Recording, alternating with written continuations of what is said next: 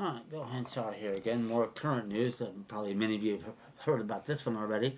The good old Felicity Huffman got released early from that jail she was in, otherwise known as the country club, probably for good behavior, more or less. So she's back out there in the free world again, and the hell with you, lady. Too bad you didn't get a couple of years.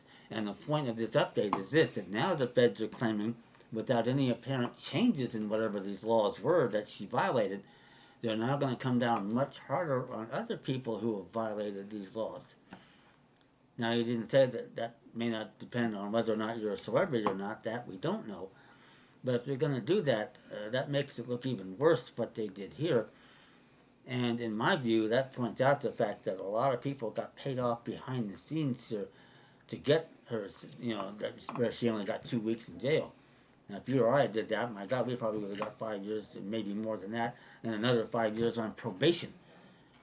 This is the difference between having money and not having it, and that's not how our system was set up and organized to function.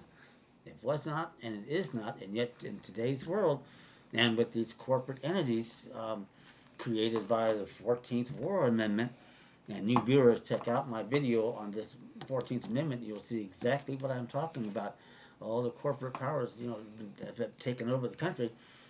And Lincoln knew this, by the way. And in fact, one of the bonus documents you'll get if you request information on my document packets is a letter Lincoln wrote in November of 1864 when it was clear that they were going to win the war on the Union side. And wrote a letter to a friend stating that he was far more concerned about the increase in corporate power that was going on here. And this, by the way, is before the ratification of the 14th War Amendment. And he anticipated by 50 years the enactment of the Federal Reserve Act. And I think this letter and the person that Lincoln was generally are the real reasons for events at Ford's Theater.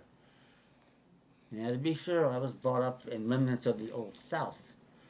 Okay, and I never for a moment believed that John Wilkes Booth was an agent for the South. I mean, that was the very worst thing that could have happened to them in theory was to kill Lincoln with the generous Reconstruction plan that he had developed, and which was thankfully continued by Andrew Johnson, our greatest president, not to be confused with Lyndon Johnson, by the way. But in any case, there's a lot that goes on here that shouldn't be going on, and with all this corporate takeover that we've had, this is what we have to end, more than anything else. And I think there are ways to do that from a jurisdictional point of view, which is discussed a lot in my materials. So, please get them, study them, especially my 5 basic documents. And with my recent epiphany on the right to counsel, I think we really have them on the ropes there. There's not, in any corporate setting you care to name, we're going to get them. It's just that simple. So that said, thanks for listening. Remember to like my videos, subscribe, tell your friends, and send me an email at youwinnincourt@gmail.com. Thank you.